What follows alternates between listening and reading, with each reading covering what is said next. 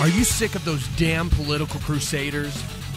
The anti-libertarian Party? Sick of the violence and coercion that makes up the statist servile society with seemingly no escape? Are you looking for real practical solutions to increase your personal freedom and your invulnerability to coercion?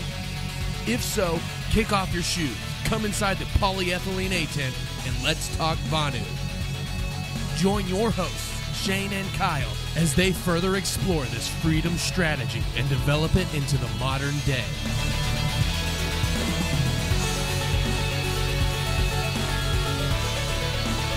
You're listening to the Vonu Podcast.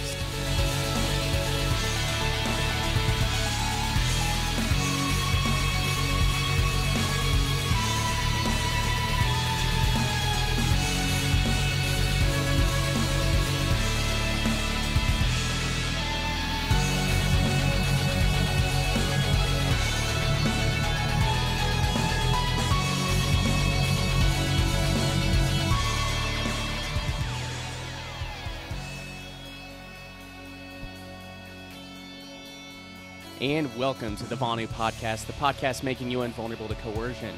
I'm your host, Shane, flying solo today. This podcast, for anything found on the website, is covered by BIPCOT's no government license. This allows reuse and modification to anyone except for governments and the bludgies thereof. You can learn more by visiting bipcot.org. So if you're here on the YouTube live stream, please leave any questions or comments you may have in the chat, and I'll do my best to address them. Let's go ahead and take a look and see what we got here.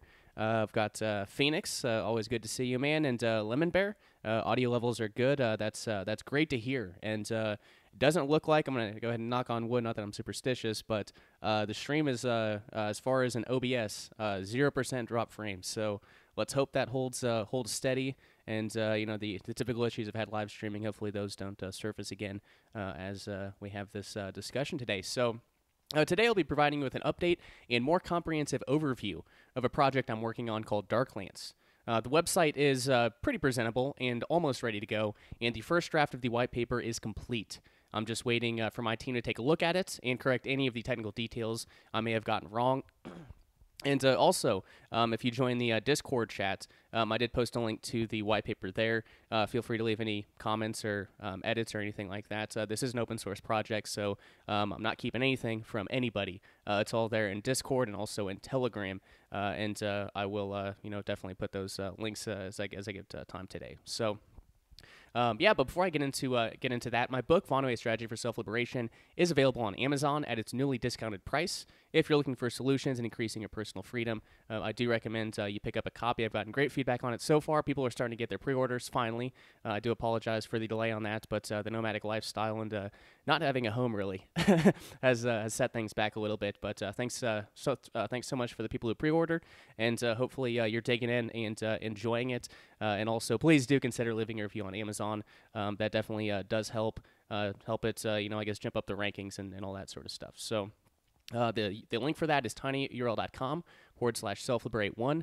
Again, tinyurl.com/selfliberate1. And one final thing, I'm testing out Bitbacker today, and actually I should go ahead and forgot to do that before I went live. Looks like we're all set there. Cool.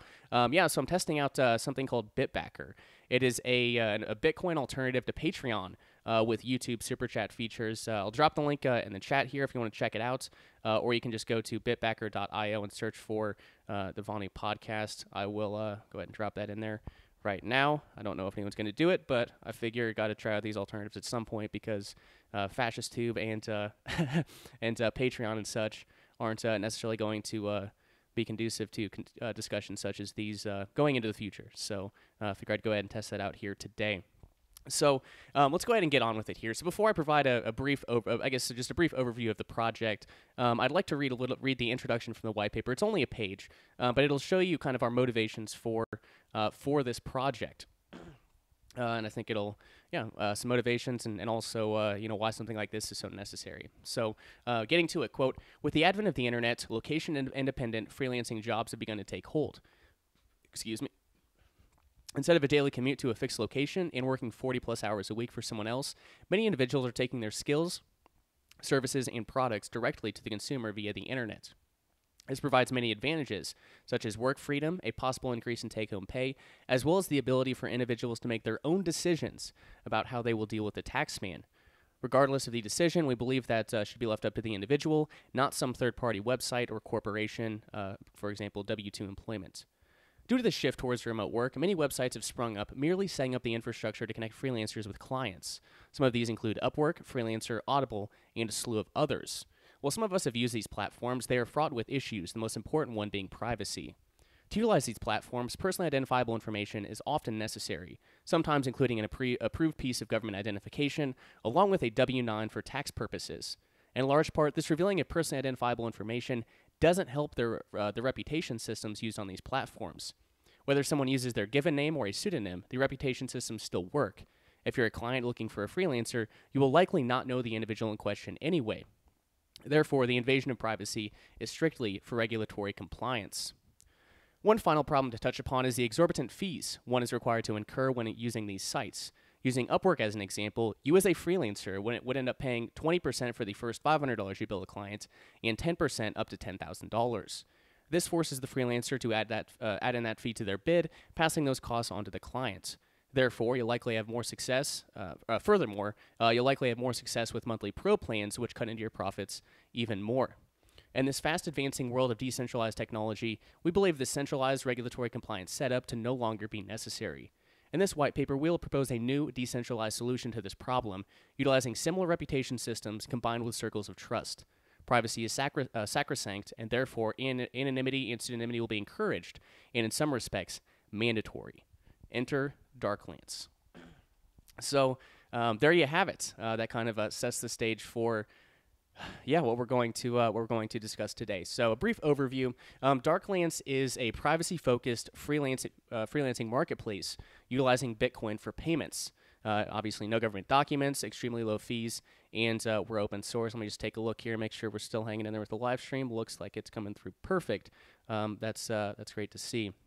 So basically your Upwork, Freelancer, things like that, only decentralized, peer-to-peer, and everything encrypted and everything routed through I2P, the Internet Invisibility Project, the anonymous network layer over the internet. So I guess we'll go ahead and touch on some specific aspects here of Darklance, and I'll kind of be using the white paper as a guide because why would I? Why would I not? So I guess the first part of the white paper, which I think is important, is laying out the guiding principles for the project. Make it very explicit for anyone who wants to contribute. So basically, the guiding principles are a working knowledge of cryptography. We're not just going to, put these, add these tools and features into Darklance, these encryption tools that could be very beneficial in other areas of our lives. But we're going to encourage, not just people using it, but understanding the technology and how it works and how everything works together. So that's extremely important because security culture isn't, just, and that's, I guess, another guiding principle, security culture. But security culture is not just something we do when we work. It's not just something, we might use encryption. We might message someone through encryption every once in a while. No, security culture is, a habit. It's a lifestyle.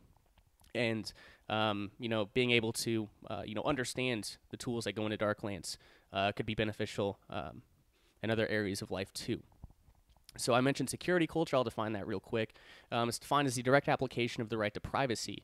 As a strategy to maintain liberty, it is focused on the how of making privacy happen in the real world. So we'll have all sorts of features on Darklance to promote security culture and to promote that kind of that atmosphere and environment.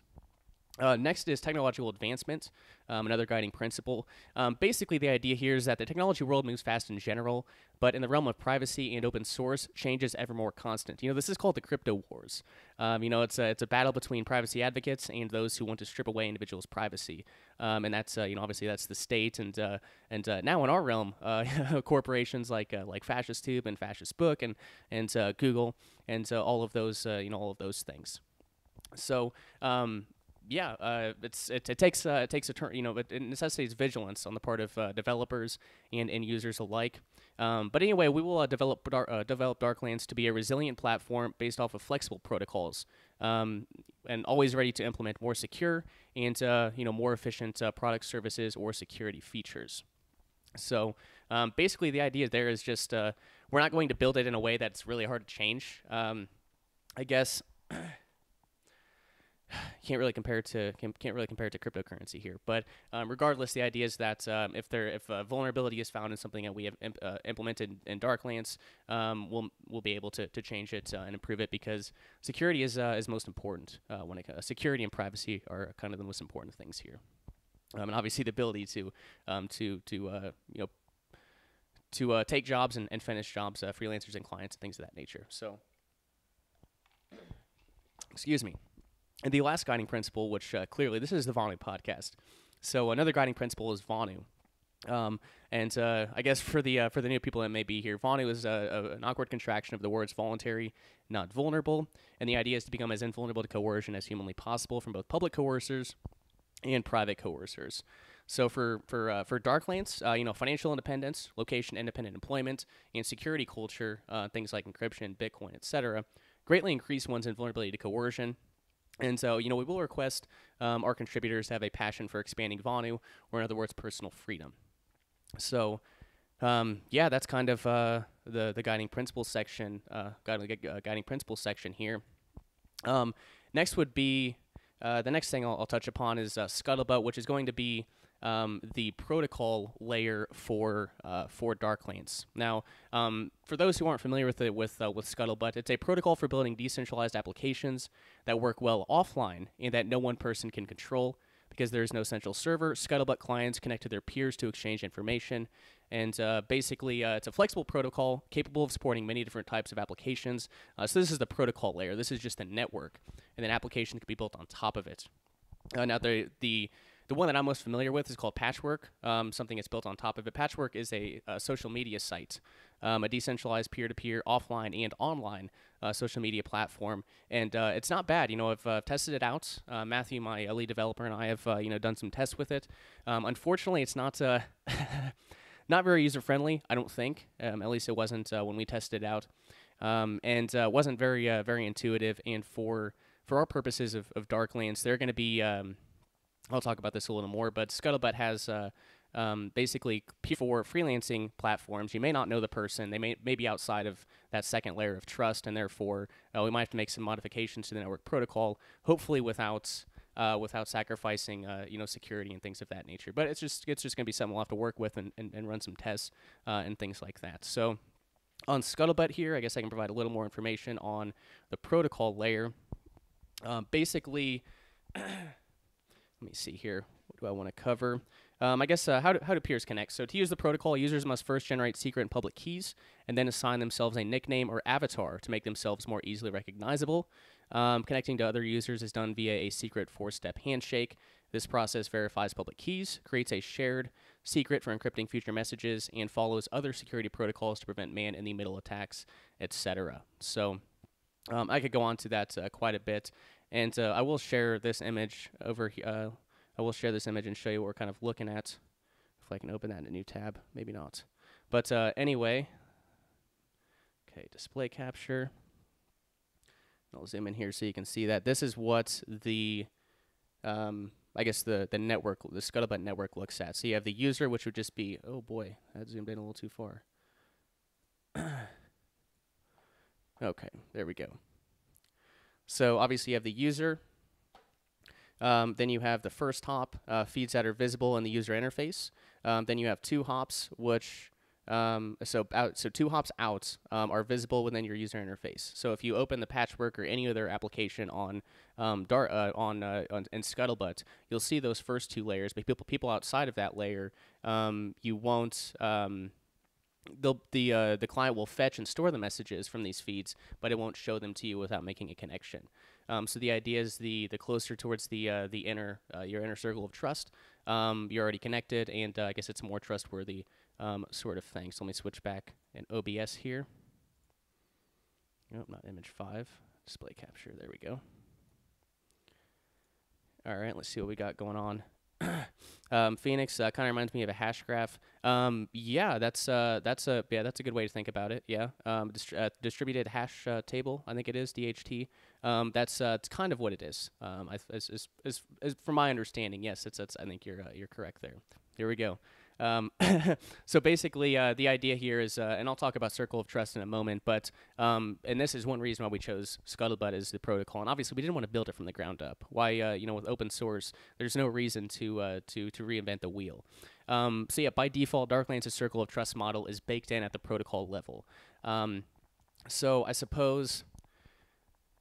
Go ahead. I'll make a note about pub moderators here, and there's a project that. Oh gosh, that image popped up. I'm sorry, guys. I don't know how that's. Oh, never mind. That's my video is behind. But there was a project. One of our developers is Mark Wood. He is the developer of No Wallets, a Bitcoin wallet. Bitcoin wallet.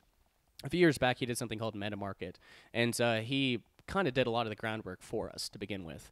And there was a feature that he added called, I guess they would be moderators in his, but for our purposes, they're called pub moderators. And I'll just read a little bit here to give you an idea of what I mean, because the pub moderators will be the ones for the fees that you're subscribed to in Darklance.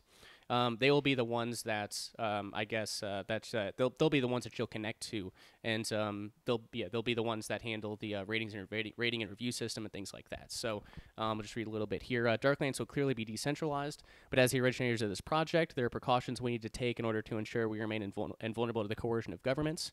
We are specifically building a freelancing marketplace, but due to the open source nature of the project, it could be forked or built into many other things we never intended, such as a deep web marketplace dealing in illicit goods and services. It's decentralized fact is no defense when there are violations of United States federal law. Therefore, each pub will have moderators who will be paid to curate posts, verify ratings and reviews for jobs within their purview, and keep the server open so interested freelancers and clients are able to connect. This allows a moderator to comply with law enforcement in the event that illicit goods and services are broadcasted in the pub. Undoubtedly, guys, we aren't fans of compliance, but as was mentioned with taxes in the introduction, individuals running the pubs, the moderators, should be able to make the decisions for themselves. We're not going to force them to do anything. So, and I guess the last note here is that everything, all traffic on Darklance will be routed through I2P, the Internet Invisibility Project. And for those who are unfamiliar with it, I2P is an anonymous network layer that allows for censorship-resistant, peer-to-peer communication, and all traffic on the Darklance platform will be routed through it to increase user privacy. And what's interesting, and I love open source because there are already people working on Tor implementations and I2P implementations. I mean, this is a network protocol, so obviously one thing that comes to mind, if the goal of this entire thing was privacy, of Scuttlebutt was privacy and things of that nature. So obviously there have already been people working on ways to get that added to Scuttlebutt. So we probably won't have to reinvent the wheel there.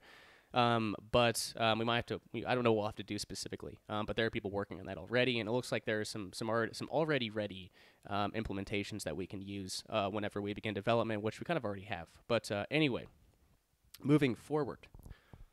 And I'll just make a quick note of this: the social media platform. So yes, Patchwork exists. Patchwork is a functioning social media platform right now, and it runs on the Scuttlebutt network protocol. So since that already exists, I mean, why wouldn't we, just make make some modifications and have something called Darkbook or something like that? So you have Darklance and Darkbook. Darklance would be the freelancing platform, and Darkbook would be the social media platform. And we'll use Patchwork. We'll obviously rename it, but we'll use Patchwork as the base. And like I said, we'll redesign it and make it more intuitive. But it's already there and it works. So that's there's no reason not to. And I think also too that it'll be advantageous to have a social media platform alongside Darklance because obviously number one with the censorship and purging that is taking place in outlets like Fascistbook, Twitter, etc. Individuals are looking for decentralized alternatives. We can use social media to draw in more potential freelancers and clients. Number two, everyone who uses channels, pubs, routed through Tor and or I2P, automatically act as nodes for those networks, making it and Darklance more secure. So that's been one problem with I2P for a while. It's been out for a long time. But there's always been the problem of the more nodes you connect to, the more decentralized and the more secure it is. So we want to help support the I2P project, and Tor, Tor implementations are already there, so that'll be an option for people to choose. But if we can help improve the security and help improve the security and also the amount of users utilizing these networks, I think that's a great thing. And that's what we're going to do. But Phoenix, hey man, thanks for tuning in. Have a good one. Have a good one. And I guess the last advantage of having a social media platform there too is it's a great tool for networking. If John is looking for writing work, he can put up a post on Darkbook and get help from his network. They may post some links to job postings, tag individuals who may be seeking a freelancer, etc., and it's all done within the same platform. I guess the last advantage to having a social media platform is if we achieve our goal of user friendliness without sacrificing security, this social media platform could help draw new folks into the open source decentralized Bitcoin ecosystem. And the idea here is, if you've done work on Upwork or Freelancer, and you've got big jobs, like you had a $2,000 job for somebody, they take quite a bit of money out of that. They'll take 10-20% from as a fee to use the platform. Well, even folks that don't care about privacy, that love paying their taxes, they could still be attracted to Darklance just because it lowers their cost of doing business. They may be able to take home some more money in the process.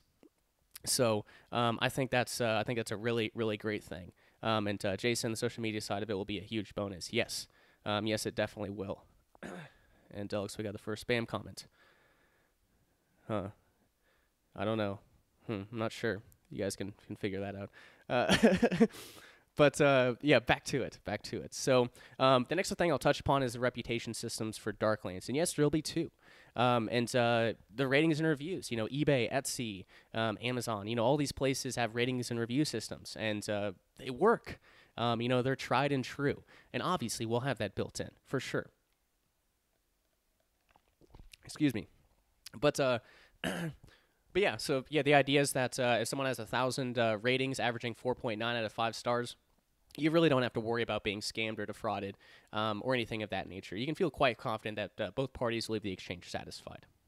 So, when users on the Darklance platform get beyond the second layer of their circle or web of trust, this will be the most secure way to approach potential transactions. So, and this is, I think, this is the I guess one of the really unique features with Darklance, and something that sets it apart, I think. And it's the circle of trust model that we're going to that's already, as I said, baked in at the protocol level for Scuttlebutt. So a circle or web of trust is a model to arrange relationships from most trusted to least trusted. Your inner circle, first layer, would include your close friends and family members. So Jason Booth here would be in my first layer of my circle of trust. The outer layer would be the third layer, and it would contain complete strangers. So this would be like on Freelancer, that'd be like anyone you work with is just in your third layer of your circle of trust. And in between the second layer would be your friend of a friend or maybe a more distant relative. So an example of that is, let's say, and I wouldn't recommend anyone do this on Facebook now because money transmitter laws, but let's say John is looking to buy Bitcoin, and he puts up a post on Facebook about it. And Jane comments and says, I don't have any right now, but I know Jason over there, and Jason has some Bitcoin he's looking to sell. I'll connect you guys. Now, I don't know Jason, but at the same time, I trust, I have that first layer relationship, and therefore I can feel more secure and going forward with that transaction with my second layer of trust. So the idea is that the closer towards the inner circle you are, the less susceptible you are to fraud. Scuttlebutt's network protocol enforces this by default, and the only modification we may make for Darklance is the user friendliness in making connections with those in the outer layer, because obviously that's the goal, the first and second layer, but that won't always be possible. All right, what's next here? Privacy and security, and I know this is kind of my favorite. My favorite portion of this, because I love encryption. Hey Bronson, good to see you, man. That's my fave feature of Google Plus. Okay. I see what you're saying. Yeah. So So yeah, privacy and security. Scuttlebutt utilizes public-private key encryption by default and a secret handshake to authenticate and set up encrypted channels between peers. In other words, public keys are exchanged and users can now interact. During the transmission of messages, Scuttlebutt employs Boxstream, which protects against man-in-the-middle interference. All messages and transmissions are all signed and authenticated by the sending party. Now, for instant messaging specifically, you're going to have to, if you're a client or a freelancer, you're going to need to communicate with the person that you're doing business with. They're going to have to tell you what they want. You're going to have to ask some questions about the project, whatever it may be. So instant messaging is super important. So that's a default process in Scuttlebutt, actually. Now, there's a process. I'm not going to read the technical details, but yeah, encrypted messaging is already baked in. Something we want to add is voice and audio chats. Sometimes for projects, it may be best and more expedient to actually talk. Have a video chat or an audio chat with somebody. Thankfully, Jitsi has been around and has been building this encrypted open source software for over 15 years. We can utilize their library of API documentation. It's quite extensive, and all calls and messages on in Jitsi are end-to-end encrypted using Zimmerman real-time protocol and off-the-record, respectively. So that's something we'd like to add in. That's not going to be the first thing we do, but I'm not a developer programmer, and but at the same time, the API keys are there, and we may be able to implement that pretty easily. I think, maybe. We'll see. That's something we'd like to do. Excuse me. All right, now file transfers. Let's say I've got an audiobook job for somebody, and I'll have to, actually that's a bad example. Let's say it's I don't know, a writing project for somebody, and I'll have to send him back the files, the files for the completed project. Now, for a lot of these things, like for audiobooks, or a lot of this stuff is going to go out to the public anyway, right? If it's an audiobook, if it's copywriting, if it's whatever it may be. But as I said in the beginning, security culture is a lifestyle and a habit, and if we can, we're going to make it just by encrypted by default. So for file transfers, file transfers are automatically, this is just part of Scuttlebutt, but file transfers are processed via the RPC protocol described above for fetching feeds and messages, which I didn't cover. But anyway, for example, let's say John requests a blob from Jane. Jane receives said request and begins streaming the contents of the blob in return. If it's a larger file of, say, 161,699 bytes, Jane's system may decide to send it in two full pieces, 65,536 bytes, and a final piece with the remaining 30,627 bytes. Once John begins to receive the transmission, the requester will check to ensure the details, the hash, the size, maximum size of the blob, match the SHA-256 checksum they asked for, and if not, the request will be rejected, and an error message will be sent back to Jane. So this is how they protect against man-in-the-middle attacks and the alteration of messages or files in Darklance. And for those who aren't familiar with SHA-256, if you type in a sense like I am Shane, and you change what, you just take out if you add the period and remove the period, it changes the entire checksum. So it's a very, very secure way to know that files haven't been tampered with, that messages haven't been tampered with, and things like that. So depending upon the construction and ease of this process, we may or may not decide to utilize interplanetary file storage or BitTorrent for larger files. We'll just have to see once we start putting this thing together more intensively. We'll just have to see how it plays out. So I guess another thing I'll mention real quick or real briefly is, and we may or may not use this, I'm not sure if it'll be necessary, but there's something called YACI Decentralized Search. At YACI, it's yacy.org, or actually yacy.net, excuse me. But it's a free decentralized search engine aiming to combat the problems surrounding centralized platforms. So this will also be what Darklance uses to allow individuals to search for a social media post and darkbook, potential new jobs, potential new freelancers, etc. So theoretically, if John was looking for voice acting jobs, he could search available pubs and job postings that have been archived within YACI. And yeah, we aren't sure if this is going to be possible. We don't know if it'll be necessary, but adding it into Darklance will expand the amount of search results and get us closer to a truly free, decentralized internet. So, and I would recommend downloading YACI. You can do it right now. You can start archiving stuff to the search engine. There's no exclusion of search results like Google's been so famous for doing, and all those sorts of things. So for payments, Bitcoin. It's going to be Bitcoin, and we're thinking right now that one of my developers, Mark Wood, I mentioned his No Wallet project. We're thinking about implementing that as the method for payments within Darklance.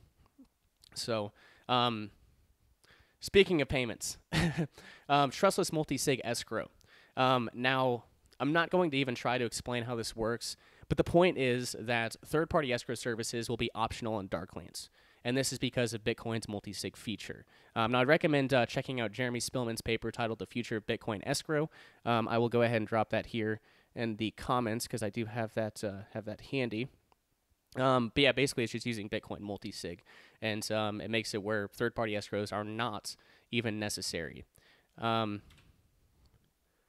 It's just it's an option. Now there will be people that are that could post like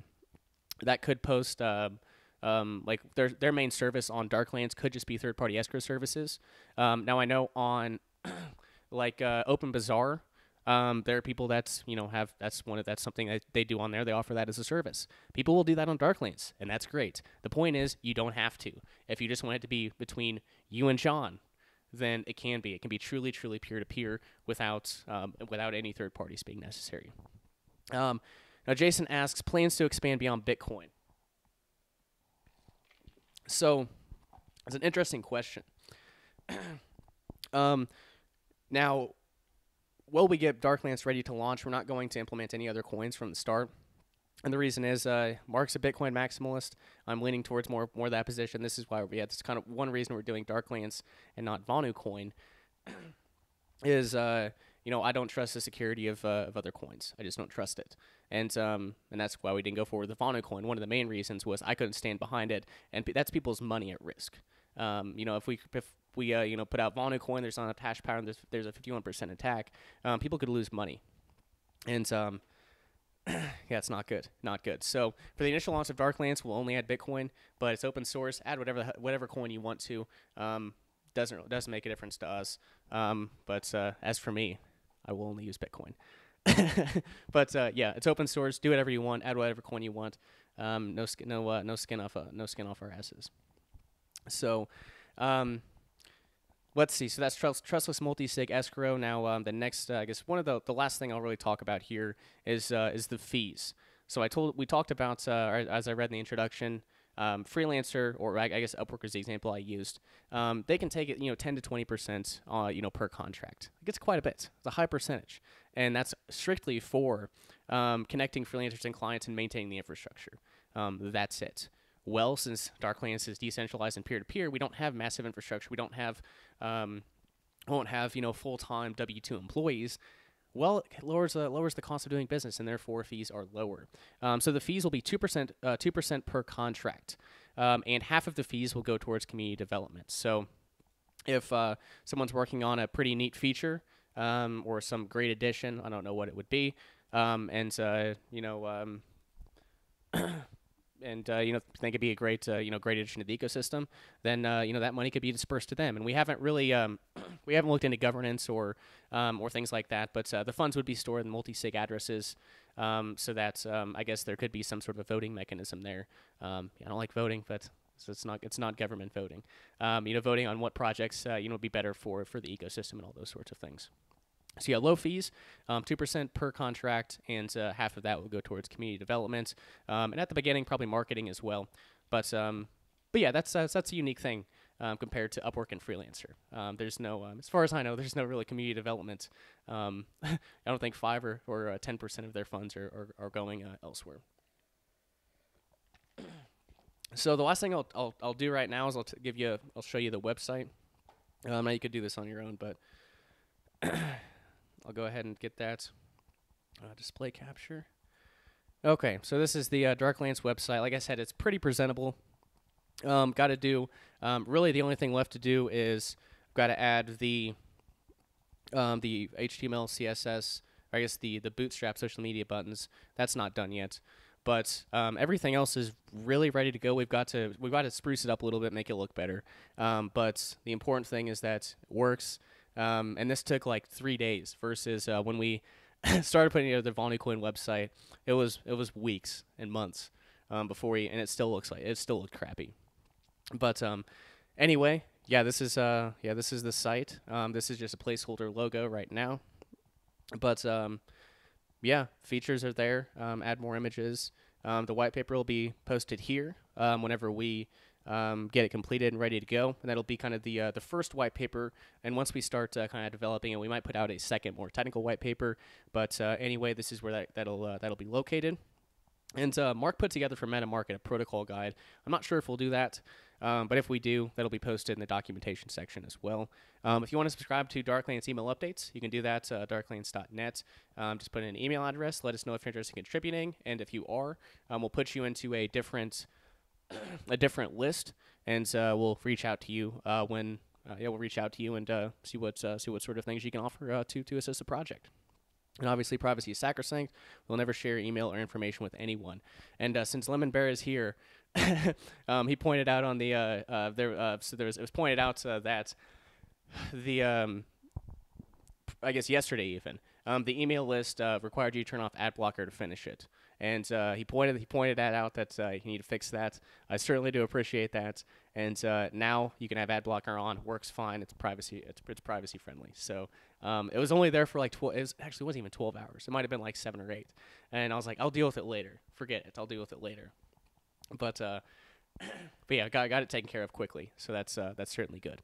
Appreciate you keeping me on my toes and keeping me consistent.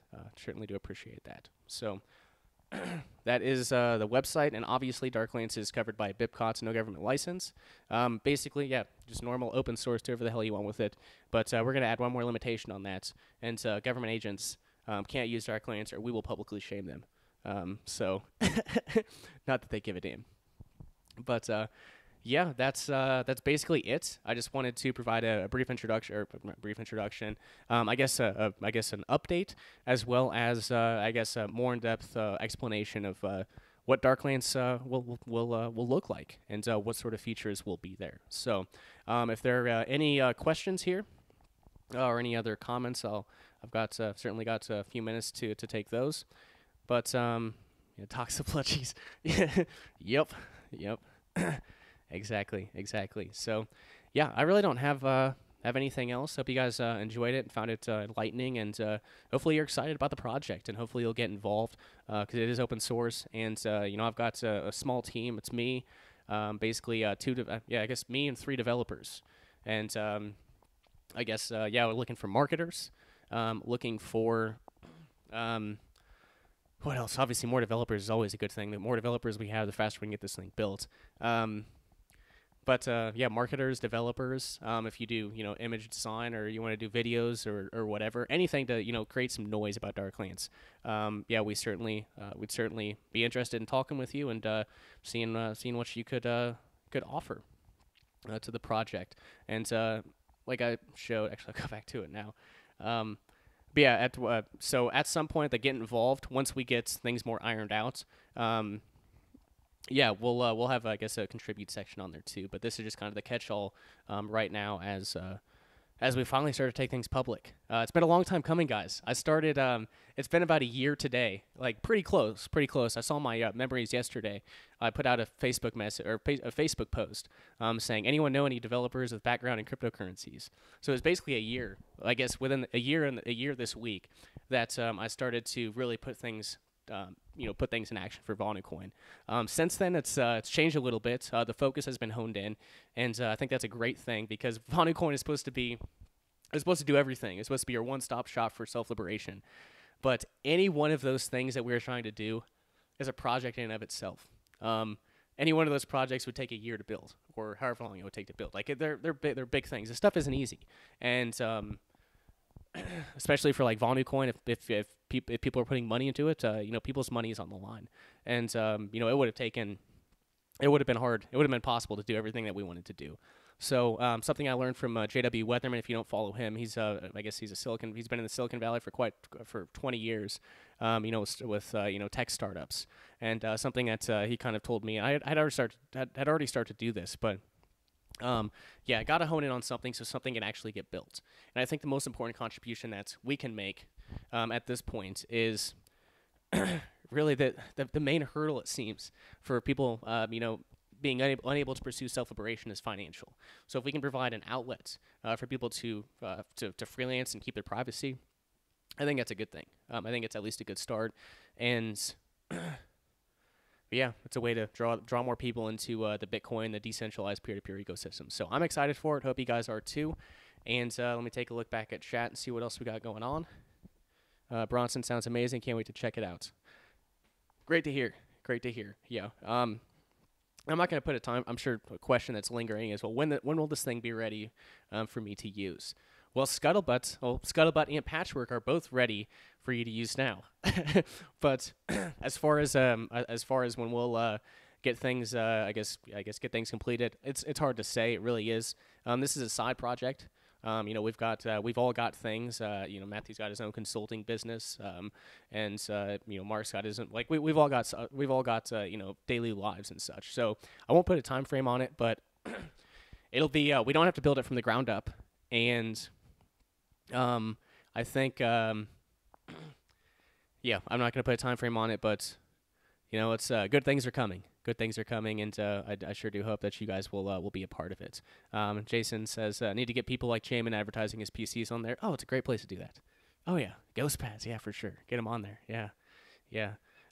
So, yeah, like I said, once this infrastructure is there, it could be used for more than just this. But we're focusing on the freelancing aspect of it, getting people out of the servile society, getting them out of 9-to-5s, and drastically increasing their freedom that way. So I think that's a really good first step, and it's kind of the first step to Vonu really is just getting out of the servile society. So that's about all I have. Any other questions before I close this out here, guys? I do not think so. Okay. Very good. Very good. Well, thank you guys so much for joining me. Hope you enjoyed it. Hope you're excited about Darklance. And as I said in the beginning, my book, Vonu: A Strategy for Self-Liberation, is available on Amazon. Just go to tinyurl.com/selfliberate1. Again, tinyurl.com/selfliberate1. You choose a Bitcoin donation. Just go to vonupodcast.com/donate. We also accept some other cryptos too, but rest assured they will be converted back to Bitcoin before long. So anyway, Jason, pitch your book. Yeah, I didn't even see that first, but yes, I have to pitch the book. Need some sales, and if you do get a copy, if you do read it, please do consider taking a picture of it, putting it on your preferred social media platform. I'll share it around, and also please do consider leaving a review on Amazon. That does certainly help. I'm trying to think if there's anything else that's important to plug here. I don't think so. I'd say check out the description below this video. If you're looking to get a free 30-day trial to Audible for audiobooks, you can get Going Mobile, a terrific van life scene narrated by me, and it helps out the podcast. So you can find that in the description below. And actually, I guess all the PayPal. I wouldn't recommend PayPal. I'd rather prefer Bitcoin. But yeah, you'll find PayPal and other ways to donate there in the description below. And yes, hashtag Agora is available on Amazon too. Hashtag Agora. You can find that there. And Lemon Bear, I'll buy it once I stop moving to a new town every other day. I get it, dude. If there's one thing I understand, it's that. Yeah, so I started the live stream a couple days ago, and I was like, coming to you live from Des Moines. Yeah, I know. I can't keep track of where I am either. So I certainly understand. That's why the pre-orders are delayed by like 6 months. And you know what's great about the Vonu, I guess the anarchist community, is that not one person asked for a refund. And hell, a couple people just bought copies on Amazon because they were too excited to read it. So they got 2 copies of the book. It's awesome. It really is. I sincerely appreciate the support and the patience. I sincerely do. So, yes, Jason, yeah, yourbestaddress.com. Yeah, we should really reach out to them and see if they'll sponsor the podcast, because I'm pretty sure I've seen like 5 people there so far. But anyway, I'll go ahead and wrap this up. Thanks so much, guys. And VonuPodcast.com, tiny8yearold.com/selfliberate1 to pick up my book. #Agoras on Amazon, and Darklance, most importantly, darklance.net. Go check out the website. Go subscribe to Darklance email updates. And, definitely let you know when the white paper is ready to go. And also, Discord and Telegram for Darklance if you want to, get in on the developer chat, all that sort of stuff. So thanks, guys. And I'll go ahead and wrap it up there. Laissez-faire.